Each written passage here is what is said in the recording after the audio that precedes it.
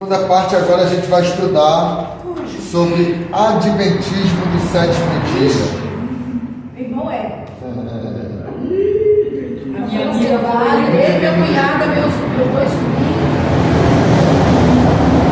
a minha mãe na fé virou adventista do sétimo dia. Eu falei, isso não é para você, não, cara, quando eu divido a vocês, a minha mãe na fé virou adventista. Quando ela não consegue curar, ela não funciona nada. Daqui a pouco ela tomou que via salva, ela vai comigo.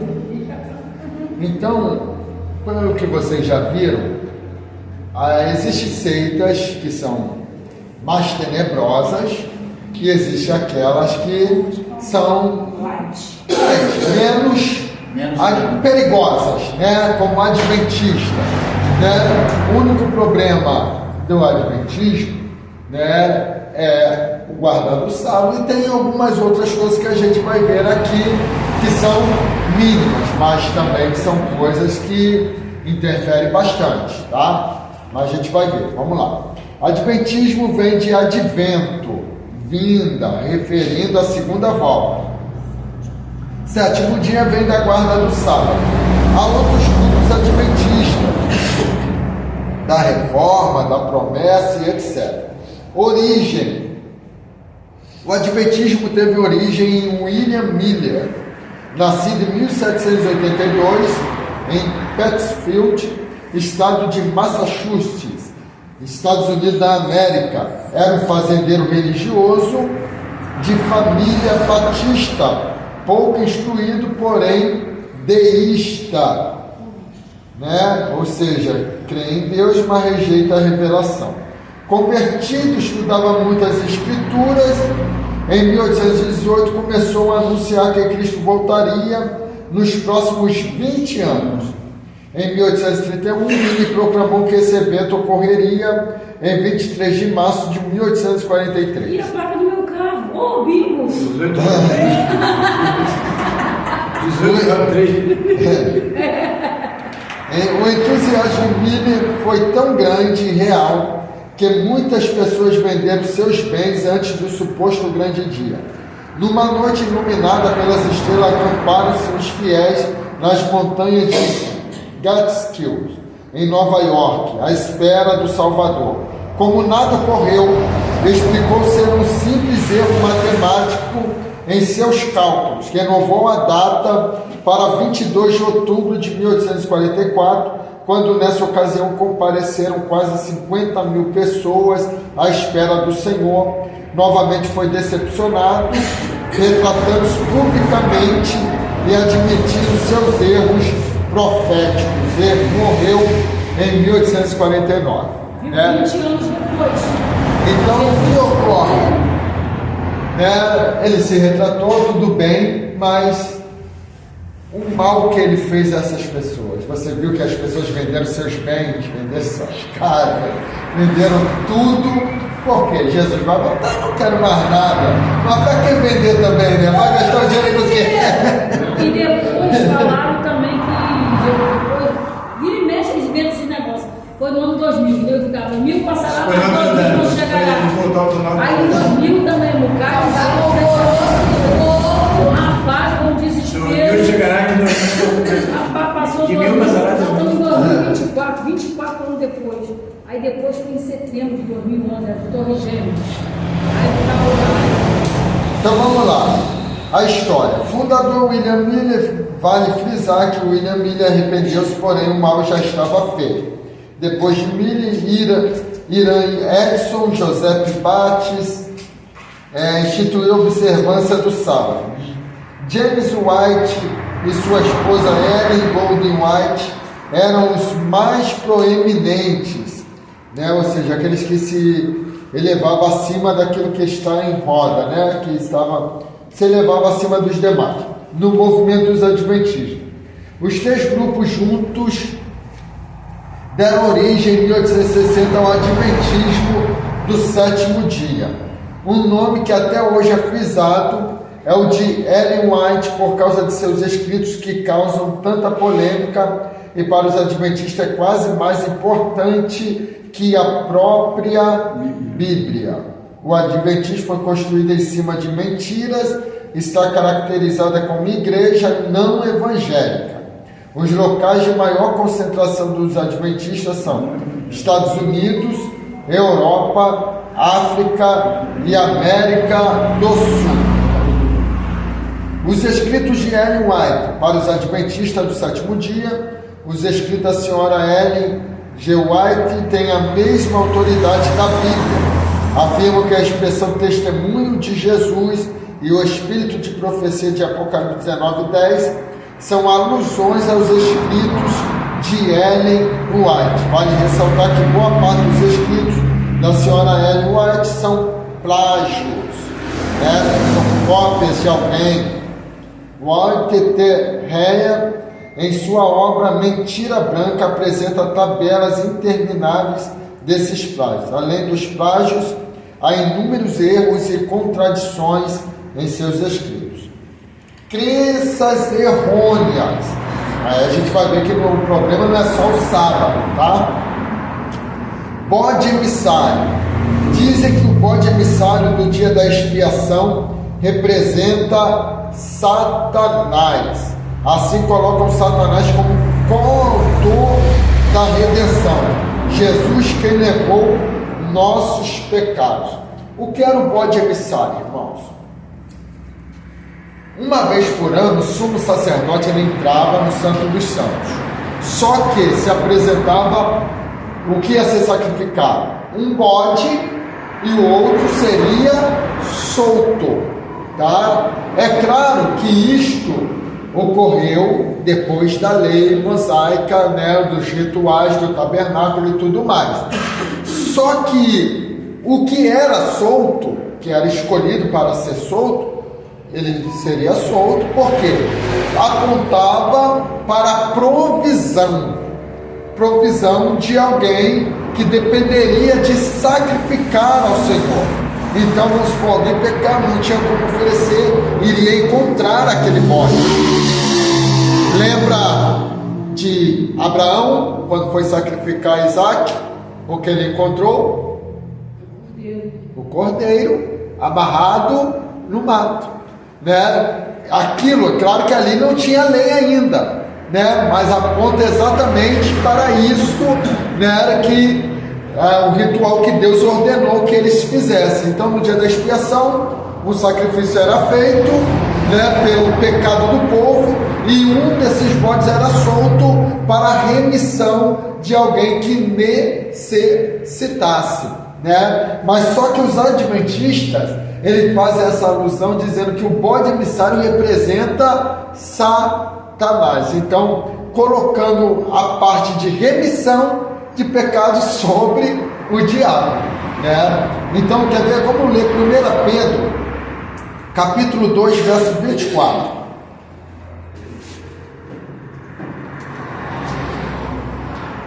Irmão Cláudio, 9 horas, acho que só não vai embora, não.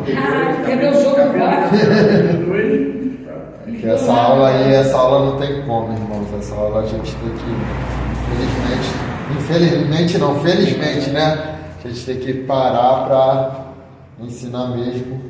1 Pedro? 1 Pedro, capítulo 2, verso 24. 2, 24. Isso, quem achou pode ler. Pode. Levando ele mesmo em seu corpo os nossos pecados sobre o madeiro, para que nós, aos pecados, pudéssemos viver para a justiça, e pelas suas feridas foste sarado. Ok? Então, aquele bode emissário, e tanto o bode que era sacrificado, apontava para Cristo, apontava para o Senhor. Por quê? Aquilo era um sacrifício para a remissão do pecado do povo. Amém? Por quê, irmãos? Porque os adventistas, eles creem que Jesus aniquilou. Então eles falam, aniquilou o pecado. Eles pregam que não existe mais o pecado, porque foi aniquilado por Jesus Cristo na cruz do Calvário. O que nós temos é somente instintos carnais, mas o pecado não, porque o pecado foi destruído por Jesus no sacrifício dele. Então eles apontam esse bode emissário como o diabo, né, que ele simboliza a Satanás que carrega os nossos pecados, né? Então, na verdade, quem levou sobre si os nossos pecados foi Jesus. Amém? Sábado, a questão não é o sábado em si, mas o fato de que não estamos debaixo do antigo concerto. O sábado foi abolido. A palavra profética previa a chegada do novo concerto e o fim do sábado, que se cumpriu em Jesus. Quer ver? Vamos ler Colossenses capítulo 2, verso 14 ao 17. Agora a gente vai ler um pouquinho de referência, tá? Colossenses capítulo 2, verso 14 até o verso 17.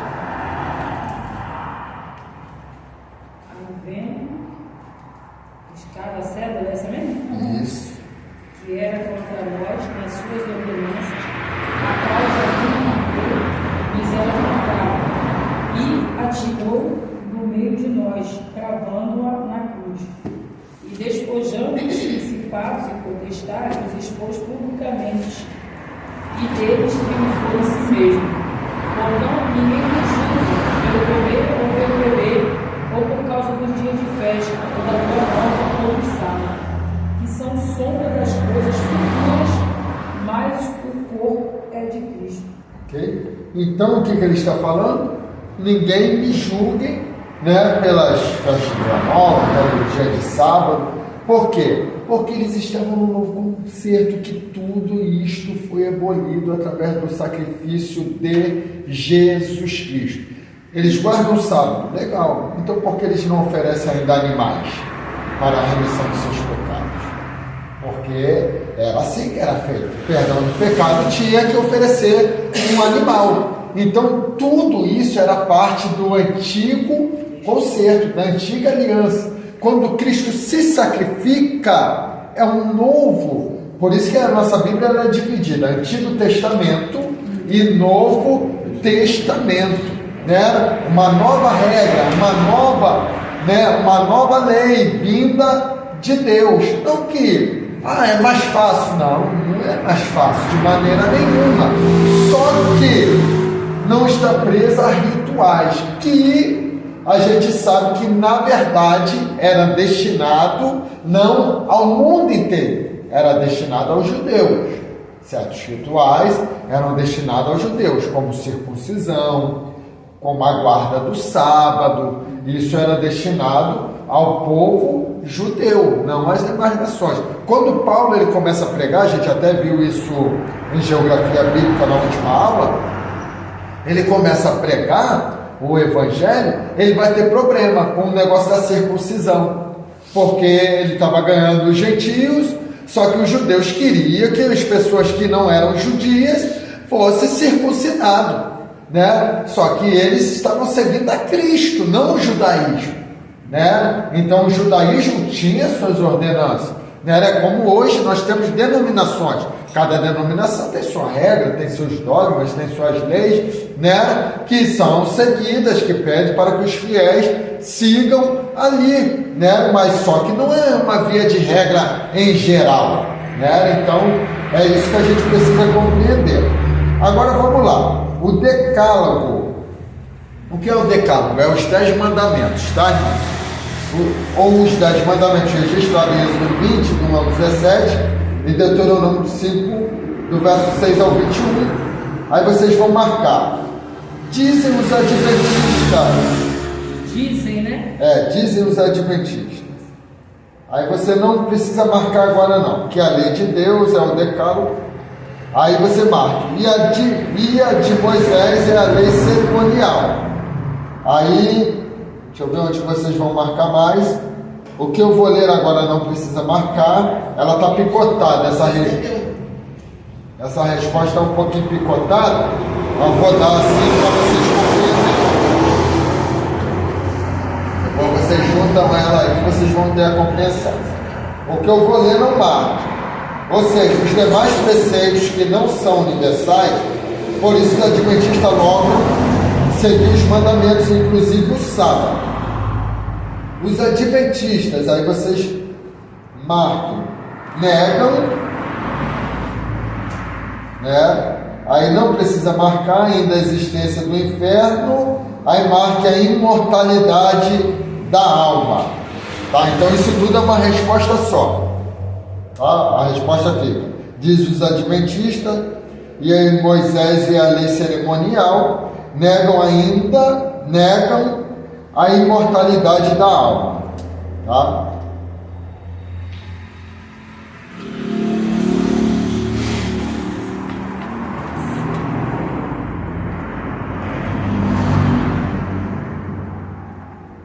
Então vamos lá.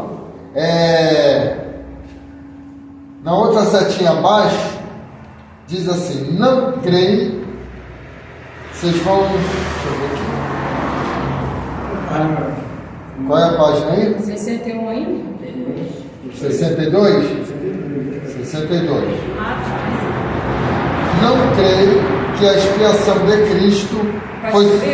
É para marcar agora, por favor. Não creio que a expiação de Cristo foi suficiente para a purificação dos pecados.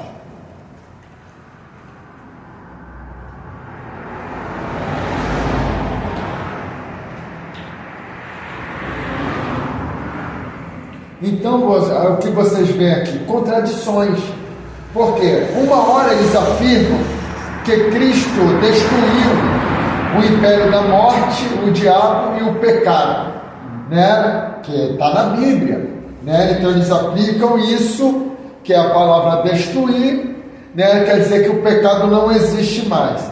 E depois eles se contradizem, por quê? Porque eles ensinam que o sacrifício de Jesus Cristo não foi suficiente para a expiação do pecado. Então, se ele não foi suficiente, como ele destruiu então o pecado? Que eles ensinam isso, né? Então, existem contradições no próprio ensinamento deles, tá? No próprio ensinamento deles.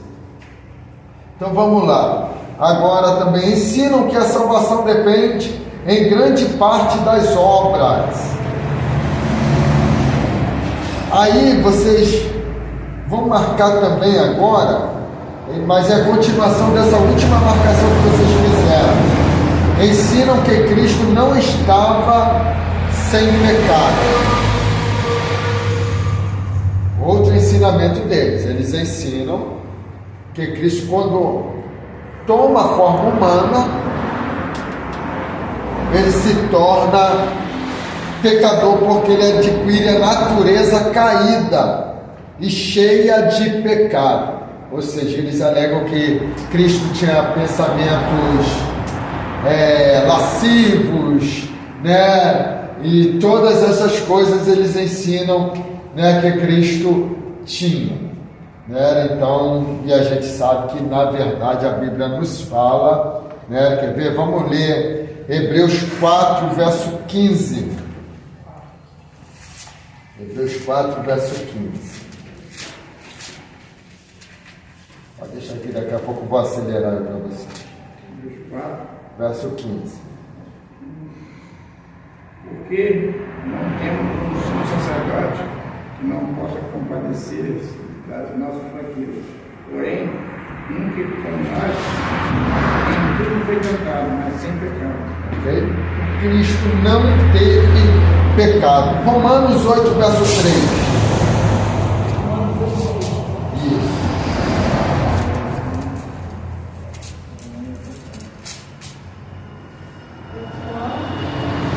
Era impossível a lei, visto como estava enferma pela carne, Deus enviando seu Filho em semelhança de carne, pelo pecado, condenou o pecado na carne. Okay? Então, irmãos, Cristo, ele teve a semelhança.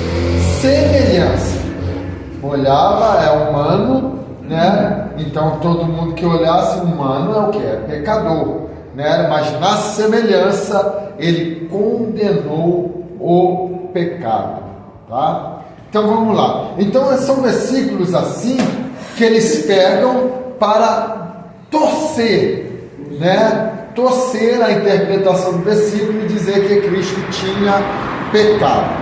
Ensinam que certos alimentos constituem pecados, né? Adventista ele não toma café, Adventista ele não toma Coca-Cola, né? Então, e outras coisas, né? Gorduras de animais, carne de porco, né? Peixe sem escamas, chá e etc. Existe uma lista aí imensa de alimentos que eles não podem. Às vezes todos eles são os praticantes. A maioria que é adventista, eles são praticantes. A maioria são. Porque conhece algum que não tá nem aí, né? Não, essa questão aí de comer essas coisas, tipo assim. Pode ser que tenha aqueles que não praticam assim. Né? Então vamos lá. Depois eu me pedi. Porque igual o católico, tem uns. Qual é a religião? Católico. A gente sabe o que acontece na igreja Sabe, católica. é verdade, é isso aí. Eles não podiam comer peixe sem escama, bagre, né? Não Bagre, podia comer uma corvina, só peixe lá. tainha. Tilápia não, tilápia tem escama. Tem escama. Cachorro escama. Não, tilápia tem bastante. É porque o Japão já descama. Então vamos lá. Testemunhas de Jeová agora. As Testemunhas de Jeová formam uma das seitas que mais cresce atualmente no Brasil e em outros países. Sua estratégia de atividade consiste em visitar casas, especialmente os novos convertidos. Seu nome oficial é Sociedade Torre de Vigia de Bíblias e Tratados. Seu nome comum, Testemunhas de Jeová, pelo qual são conhecidos. Também são chamados de Russelitas, em ligação com seu fundador. Tem coisas em comum com os adventistas do sétimo dia. Fundador Charles Taze Russell, nascido no estado da Pensilvânia, Estados Unidos da América, em 1852, era de família evangélica. Cresceu na igreja presbiteriana, depois na congregacional e com a idade de 14 anos ingressou na igreja adventista. Pulou bem de igreja, né? Ao estudar doutrinas adventistas, começou a formular ideias errôneas acerca da imortalidade da alma e o castigo eterno. Russell não tinha um bom procedimento, deixando vários processos judiciais, inclusive um de sua própria esposa, que pediu divórcio, alegando vida imoral do esposo e cruel tirania no lar. Ele a afastou da sociedade, segundo ele, acometida de loucura. Ele foi passível de acusações por diversos escândalos em seus negócios. Morreu em 1916, após a morte de Russell. Joseph F. Rutherford, foi seu sucessor. Aí vamos lá, história. Vocês vão marcar. Surgiu nos Estados Unidos da América com Charles Taze Russell. Em 1874, o primeiro nome da igreja foi Torre de Vigia. Sociedade. Então, já foi. Já foi.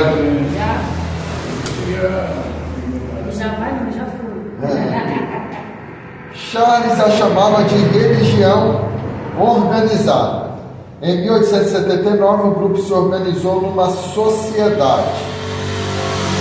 Em 1884, a sociedade se tornou pessoa jurídica, sendo legalmente registrada com o nome Sociedade de Folhetos da Torre de Vigia de Sião, nome que foi alterado posteriormente.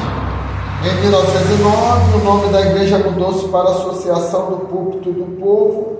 Em 1914, para a Aurora do Milênio, ou Associação Internacional dos Estudantes da Bíblia e Russelitas. O nome atual foi dado oficialmente em 1931. Para eles, o texto de Isaías 43:10 refere-se a eles, o que na verdade é Israel. Tá? Expansão e atuação. No mundo opera em 232 países e ilhas, aproximadamente tendo 5.700.000 adeptos. A sede mundial fica no Brooklyn, Nova York. Segundo eles, chegaram ao Brasil em 1920 através de marinheiros brasileiros que conheceram testemunhas em Nova York. São em pouco mais de 487 mil adeptos no Brasil. Sua sede nacional fica em Cesário Lange, em São Paulo. Os locais onde são mais fortes são África, América do Norte, Argentina, Bolívia, Brasil, China, Inglaterra, Japão e México. Então não estamos se falando de uma seita pequena, estamos falando de uma seita bem grande. Estratégia de ação, aí vocês vão marcar também. A propagação pela literatura é feita através de 2 revistas quinzenais no Brasil, A Sentinela e Despertar. Okay? Então, como eles conseguiam mais adeptos? Né? Através da divulgação. E as divulgações eram feitas através dessas 2 revistas e através de panfletos, prospectos que a gente vê até hoje, né? Eles trabalhando com esse material de divulgação. Sendo que, né, não sei hoje, mas as revistas eram vendidas, né? Os adeptos, eles tinham que vender. Eles falavam assim, que eles tinham oferece a revista e perguntam se quer fazer uma doação voluntária. Aí não tem um preço específico. Entendi. E o senhor que já fez parte lá, qual era o incentivo que eles davam a vocês para venderem as revistas? O que eles falavam, incentivavam? Porque o que a gente aprende aqui com o ensinamento deles era o seguinte, que essas obras que vocês faziam, né, era para que vocês, né, se elevassem espiritualmente, né, ao ponto de vocês adquirirem a salvação através da venda desses materiais. Era exatamente isso que era ensinado? E qual era o incentivo que eles davam de estímulo para vocês? Eles divulgavam assim, mas não falavam sobre essa parte, pelo menos eu nunca escutei. Nunca escutou, né? Que era só para você aprender a revista. E propagar para as pessoas, né? Reino. Mas lá tem um sistema muito bom que, se nós evangélicos adquiríssemos para nós, eu acho que seria muito bom, porque lá eles têm um serviço de campo que todo membro deles lá tem que passar por esse serviço de campo. Serviço de campo é o quê? Evangelismo. Vai para o corpo a corpo, você tem hora. Um dia que você dia tal, você tem que estar na rua, tantas horas por mês você tem que fazer evangelismo. Então as pessoas praticamente lá viram uns bobozinhos, agenciando, entendeu? E ali naquelas reuniões, eles têm que, quanto mais pessoas eles atraírem, aquilo ali eles vão ganhando ponto. E quanto mais eles conseguem trazer as pessoas para dentro, chega um certo período que eles vão sendo elevados ali entre eles. Entendeu? Tanto que o nosso genro, ele virou o quê? Ancião. Ele era pioneiro regular, pioneiro do quê? Isso. Por causa do serviço de campo. E lá, se você não cumprir o serviço de campo, que é a fase do evangelismo, vender livros, bater de casa em casa, vender, agenciar pessoas, você recebe uma punição lá dentro. Se você tem uma carga horária para cumprir, se você não cumprir, eles te chamam. Por que tu não cumpriu? Por que você não cumpriu o que foi programado? E se você for reincidente durante 3 meses seguidos, você recebe uma punição lá dentro, né? Boa punição. Mas tipo o que é a punição?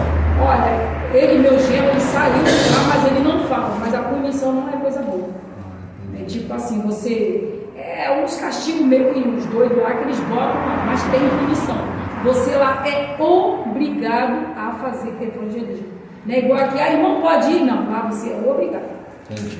Aqui no meio do evangélico, chamam de, se a pessoa sair de lá você fica sendo desassociado. Aqui a pessoa chama de excluído.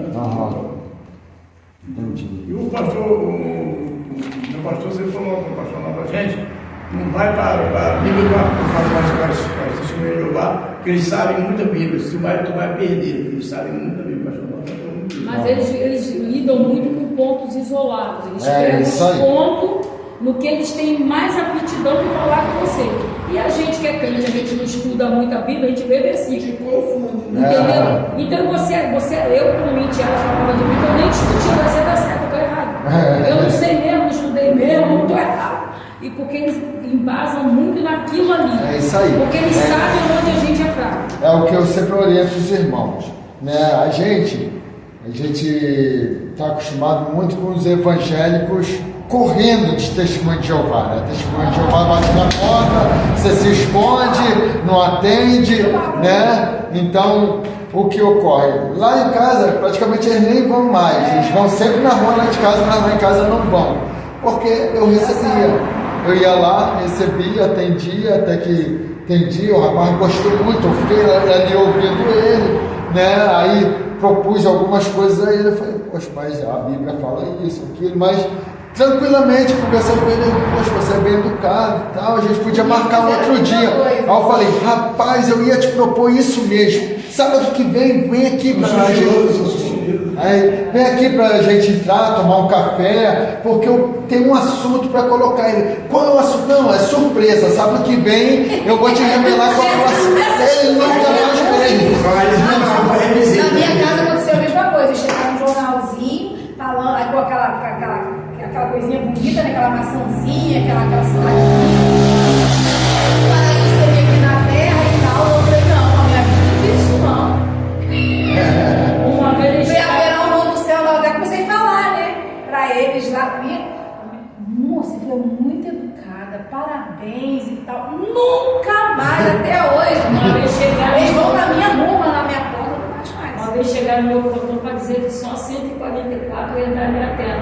Você está fazendo o que aí, meu amor? Antes de você já morreu mais 200 mil. Você está lutando aí à toa? É Deus, não. Mas uma vida não vai se voltar mais. Então vamos lá. As doutrinas, qual é a página aí? Página 64. Página 64. Devido suas doutrinas, testemunhos de Jeová não são considerados evangélicos. Para eles não há trindade. Tá? Os testemunhos de Jeová não acreditam na trindade. Jesus, para eles, é um grande homem que existiu, um grande líder religioso. Jeová Deus. Né? Então ele não é Deus. Né? Eles reverenciam, acreditam em Jesus, mas não como divino, não como Deus. Tá? Então, como refutar isso? O termo trindade, é claro que a gente não vai ver a palavra trindade na Bíblia, tá? Mas a gente vai ver a trindade na Bíblia, tá? Isso aí. Não está na Bíblia, mas a ideia da trindade, sim. O termo trindade apareceu no século II com Tertuliano. As três pessoas da trindade aparecem conjuntamente na criação, né? Onde que façamos o homem a nossa imagem e semelhança. Em Babel, no batismo de Jesus, né, onde está a trindade no batismo? Jesus sendo batizado, o Espírito Santo vindo em forma de uma pomba e a voz no céu dizendo, né, este é meu filho amado que me comprar. E na vinda do Espírito Santo, em nome das três pessoas se realizam o batismo, né, e a bênção apostólica. O Espírito Santo, para os testemunhos de Jeová, o Espírito Santo é apenas uma influência invisível, um fluido para executar a vontade divina, uma influência de Deus e não uma pessoa. O Espírito Santo realiza atos, a refutação é: o Espírito Santo realiza atos que mostram ser ele uma pessoa. Tá? Então, quais são as características de uma pessoa? A gente é uma pessoa, não somos uma pessoa?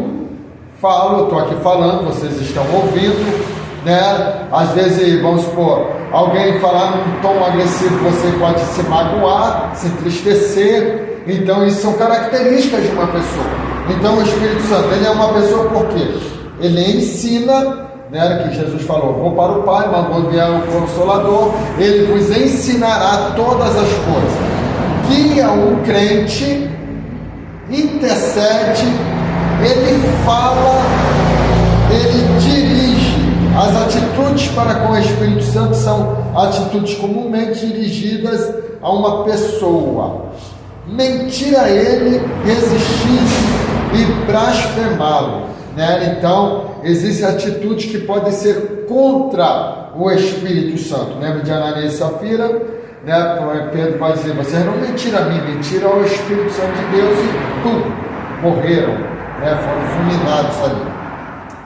Jesus Cristo não é como Jeová, mas a primeira de suas criaturas, tem uma existência pré-humana, foi o arcanjo Miguel e nada mais é do que um homem perfeito, assim como Adão antes do pecado. É o que eles entendem sobre Jesus.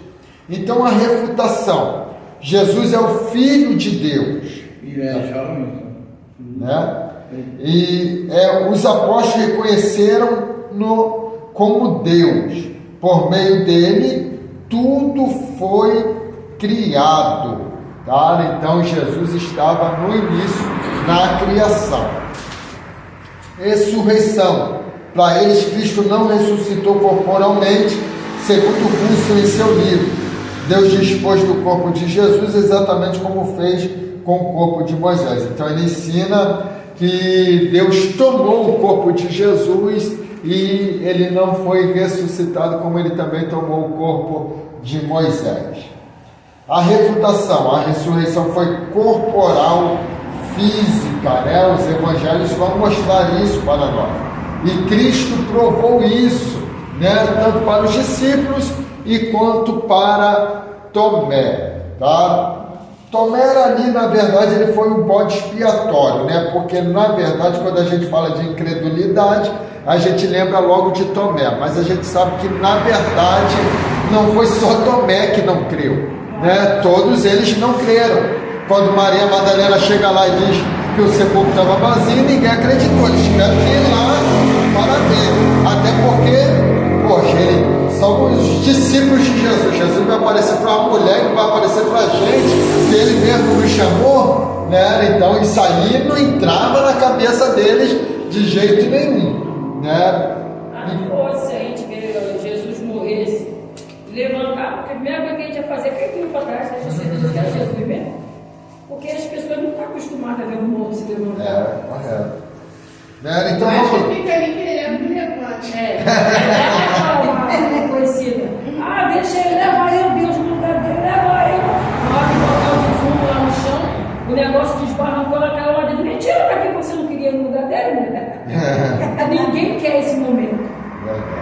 Inferno. O inferno é a morte física ou a sepultura onde não há sofrimento, né? Então eles pegam isso, ensinam isso, porque eles trazem o original hebraico, que quer dizer Sheol, que quer dizer sepultura. Inferno, a palavra em hebraico é Sheol, sepultura, né? Então eles dizem que o inferno é onde termina todas as coisas. Refutação: inferno, lugar de castigo eterno. A palavra grega para atormentar, basanizo, em Apocalipse 20:10, onde aparece no Novo Testamento, fala de dor e sofrimento conscientes. Tá? A alma é morta, quem não aceitar a salvação nesta vida ou no milênio será totalmente destruído, morrendo, sofrerá tormentos de extinção. Após esse período será para sempre morta. Ou seja, vai ter aquele momento de sofrimento até a destruição completa da alma, e depois acabou tudo, você não existe mais e ponto final. Claro, não, é o ensinamento deles. É o ensinamento deles. Tá? A refutação: a alma e o corpo são distintos, são separados. A alma e o corpo se separam quando o homem morre. Tá? Doutrina da salvação. Aí vocês vão marcar: o sacrifício de Cristo não nos proporciona a salvação, ela vem pelas obras. Por exemplo, assistir a reunião, vendeu O da seita ainda existirá no milênio, né? Então é o ensinamento que eles dão. Por quê? Né? Eu fiz uma pergunta ao diácono Cláudio, né? E ele não soube assim dizer se é verídico. Por quê? Ensinamento lá, existe classes, né, e níveis onde as pessoas, cada um deles vão ser ensinados de uma maneira, né? Como a senhora falou, que é quem? Que é ancião lá? Egeno. Então você pode notar que o ensinamento que ele teve para chegar a esse grau era diferente daqueles, né? Podemos dizer recruta raso, né? Que estava chegando, exatamente. Porque cada nível o ensinamento vai ser diferenciado, tá bom? E a refutação disso? Sacrifício de Cristo pagou de uma vez por todos os nossos pecados, tá? É isso aqui a gente precisa interpretar muito bem, tá, irmãos? Porque quando a gente fala assim, pagou de uma vez por todas os nossos pecados, tem pessoas que vão entender que a gente não precisa fazer mais nada, que Cristo já pagou o preço e, na verdade, independente do que eu fizer, eu estou salvo. E não é assim. Cara, a salvação era conquistada dia após dia, tá? A salvação não é pelas obras humanas, tá? A salvação é pela fé, né? Então é pela fé que a gente é salvo. Não terá arrependimento e salvação após a morte. Então, após a morte, né? Hebreus 9, 27 está dizendo o quê? Está ordenado ao homem morrer uma única vez e depois da morte segue-se ao juízo. Tá? Vinda de Cristo. As duas datas mais significativas e os mais importantes eventos na sua escatologia são 1914, fim dos 2.520 anos do reinado de Satanás, o tempo dos gentios. Iniciado em 604 a.C., ao terminar a teocracia de Israel, volta invisível de Cristo, sendo entronizado como rei no ar superior, derrubando Satanás para a terra. Evidência: Primeira Guerra Mundial, o que iniciou a grande tribulação para as outras ovelhas, né? Então eles estão dizendo que nessa ocasião já teve a grande tribulação, que foi a Primeira Guerra Mundial. 1918, vinda de Cristo, para os 144 mil ressuscitando, muitos deles mortos na ocasião, né? 124 mil mais ou menos em corpo de espírito, e constituindo com eles a congregação celestial. Então essa doutrina, irmão, dos 144 mil é uma doutrina equivocada, que eles se baseiam lá em Apocalipse, onde os 144 mil selados. O que são esses 144 mil? Está explícito lá em Apocalipse, que são os 144 mil judeus, 12 mil de cada tribo, selados para quê? Para propagar o evangelho no período de grande tribulação, né? Então esses são os selados para pregar o evangelho nesse período que vai ter na terra. Porque quando Cristo arrebatar a igreja, esses vão se despertar. Esses aí vão se despertar. Então são os selados, porque os outros não. Só vão se despertar quando Cristo vier na segunda fase da sua vinda, que se dará depois desse período de grande tribulação. Por quê? Quando a gente for estudar escatologia, a gente vai ver aqui, Apocalipse Escatologia, que a vinda de Cristo vai se dar em duas fases. Ou seja, a primeira é o arrebatamento da igreja, que só a igreja verá. O mundo não vai ver. Mas a segunda fase, ele virá e todo olho verá. Então é nessa segunda fase que Cristo volta, que além dos 144 mil, todos os judeus vão reconhecê-lo, porque vai estar havendo uma batalha, que é a chamada Batalha do Armagedon. Então, onde muitas nações vão se unir contra Israel. O que a gente está vendo aí, né? Entendeu? Então é um sinal, né, para a igreja ficar alerta, ficar desperta, ficar despertada, né? Porque isso é um sinal que aponta para o quê? O período da grande tribulação. que as nações veem aí. Nessas reuniões que já estão tendo, nações já estão se reunindo e muitas nações já estão contra as atitudes da nação de Israel, né? Então vai ser uma batalha que nações vão se unir contra a nação de Israel, só que Cristo vai descer aonde? Exatamente no Monte das Oliveiras, e aquele monte vai rachar no meio, e vai rachar exatamente para dar um espaço para naquela nação de Israel, os judeus que vão vê-lo, vão chorar amargamente, arrependido, porque reconhecerão que foi o Cristo que os seus pais transpassaram, né, que crucificaram, né? Então vão se arrepender e Cristo dará livramento para eles, né? Eu tive um pastor que falava que Jesus já tinha vindo a primeira vez e agora acabou, não tem mais chance. Aí eu falei, não, ele veio como criança, né? Cumpriu o propósito dele, aí ele vai vir e vai vir a segunda vez. Meu filho, se você perder a salvação agora, você já perdeu para sempre, não vai ter a segunda chance. Eu falei, fiquei perturbada, eu falei, então Jesus, deixa eu me preparar para ir na primeira. Porque tem gente que fala, eu vou na segunda, eu quero ir na primeira. Porque se na primeira já está complicado, agora imagina na segunda. É isso aí. Com tribulação. É o que a gente precisa focar, irmãos. Claro, vai ter salvação? Vai ter, mas vai ser muito difícil. Vai ser complicado. Se hoje está fácil, tipo assim, está menos pior, já tem gente já escapulando. Agora imagina com tribulação, meu Deus. Aí vem a batalha da Margedon, né?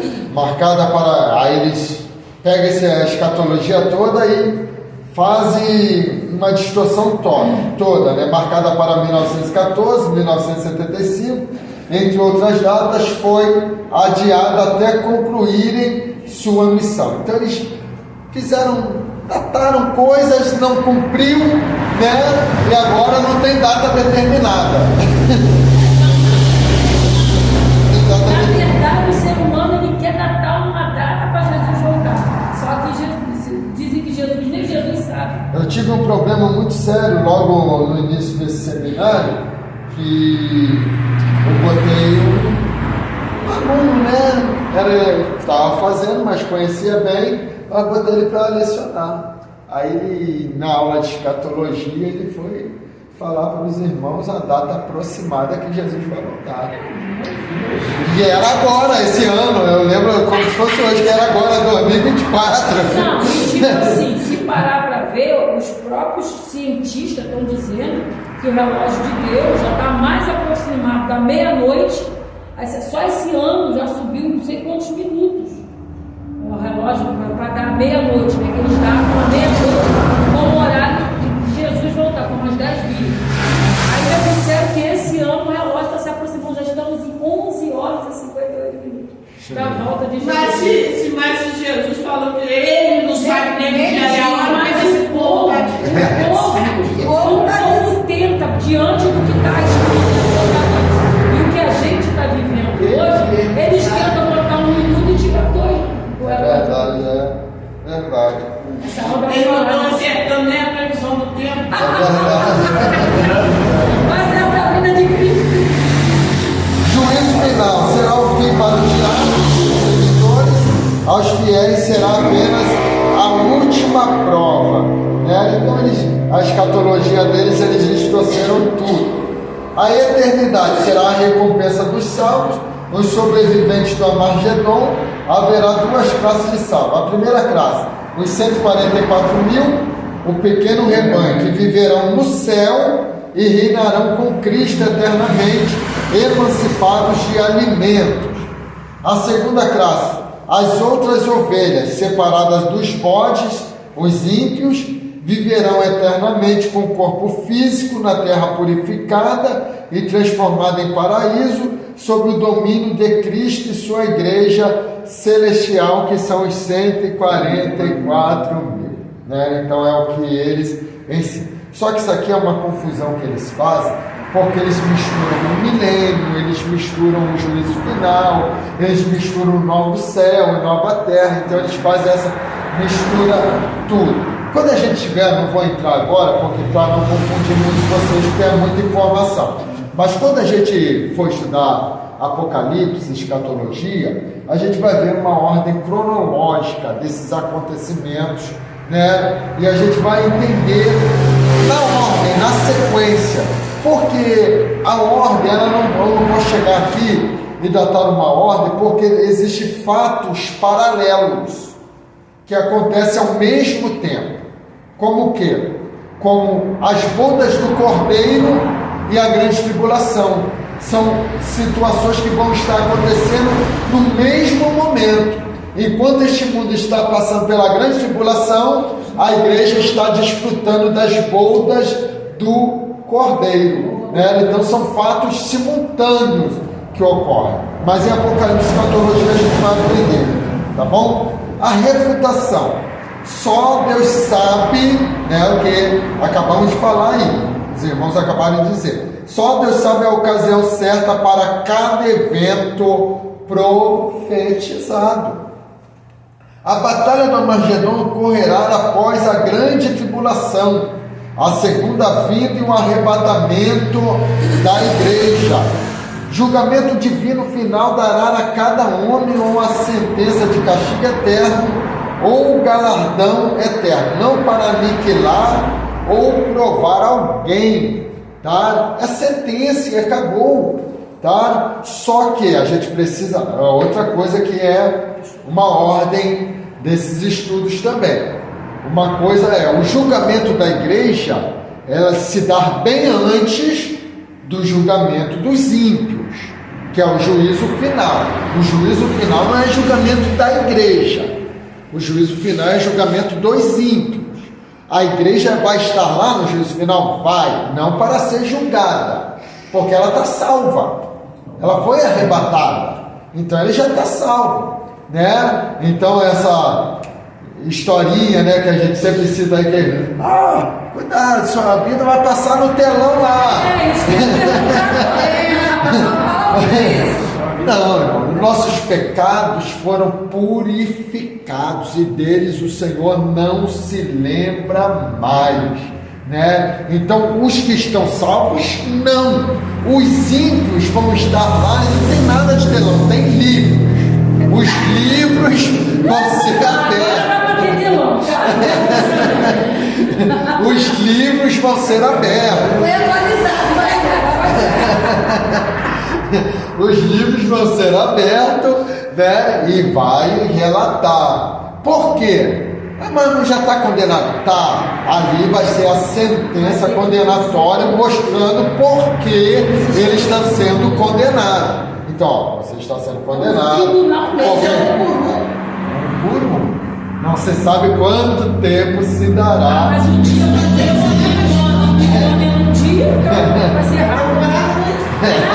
Vai ser rápido. Ele só vai dizer todo que me fez, Tá? Então, julgamento divino final dará a cada homem uma sentença de castigo eterno, um galardão eterno, já falamos, né? Todos salvos terão o mesmo destino, tá? Que é a eternidade com Cristo, reinar com Cristo. A terra não durará eternamente, tá? A terra vai ser destruída, irmãos. Por isso que a Bíblia fala novos céus e nova terra.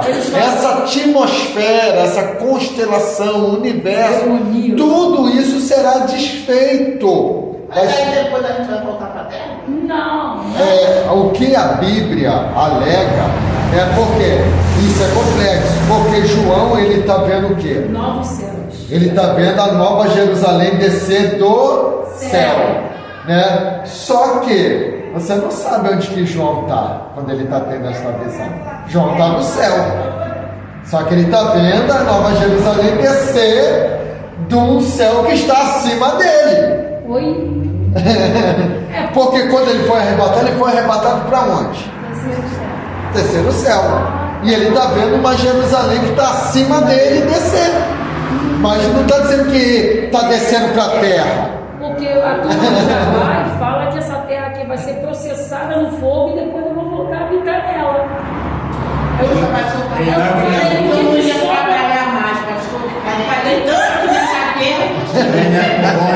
O que vai sobrar depois do fogo nessa terra? Eu espero de mim.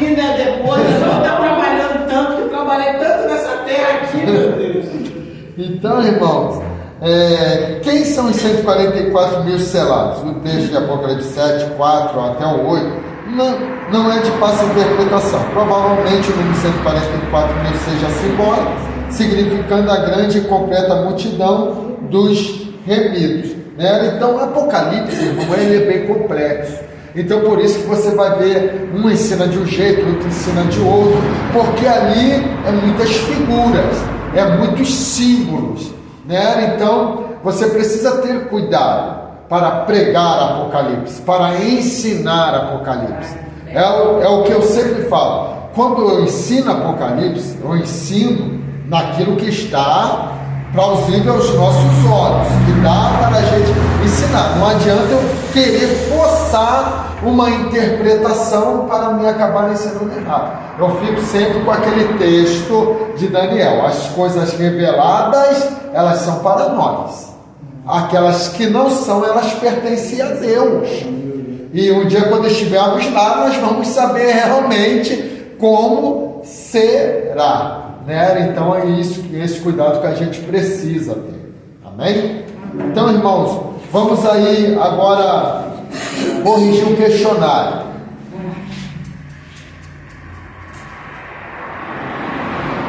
Creem que a lei de Moisés e a lei cerimonial negam a imortalidade da alma, diaconisa Rejane. Não entendi.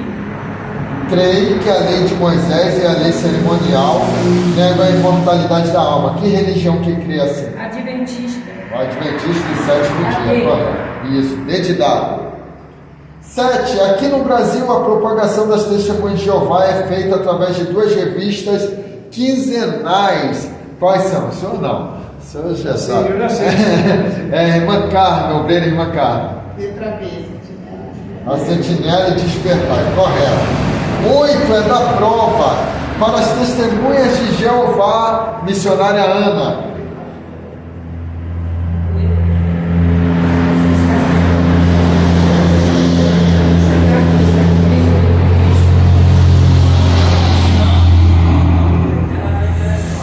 Tá correto, fez gol. Isso aí, tá certo. É assim mesmo? É assim. Eu achei que era B.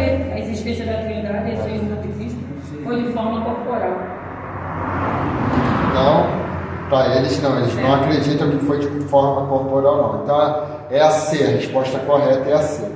9. O surgimento das testemunhas de Jeová deu-se nos Estados Unidos da América, com Charles Darwin Russell, e o primeiro nome da igreja foi Torre de Vigia. Certo ou errado, Diácono Cláudio?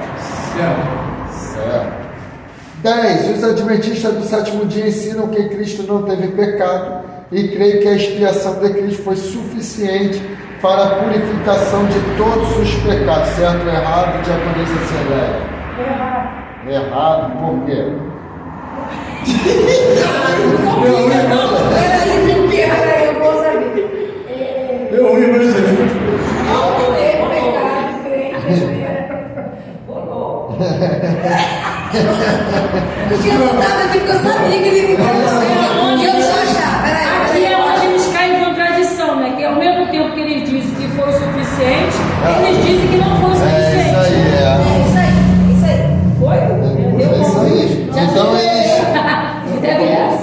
eles creem que Cristo teve pecado, né? E que não foi suficiente, a expiação de Cristo não foi suficiente para a purificação de todos os nossos pecados. Amém? Irmãos, então vamos estar de pé, vamos orar, agradecer ao Senhor. Pastor, meu telefone não quer ressuscitar de jeito nenhum. É mesmo? Eita!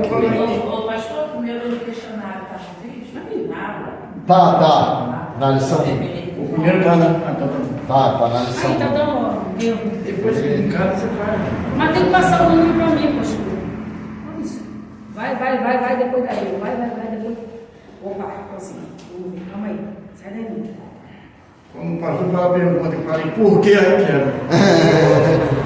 Não, você responde certo, né? Mas por quê? Não, tem que saber o porquê, né? Porque ele dá prova uma deputada. Então vamos agradecer a Deus neste momento, por essa aula. Vou pedir ao ver a irmã Carmen para fazer essa oração.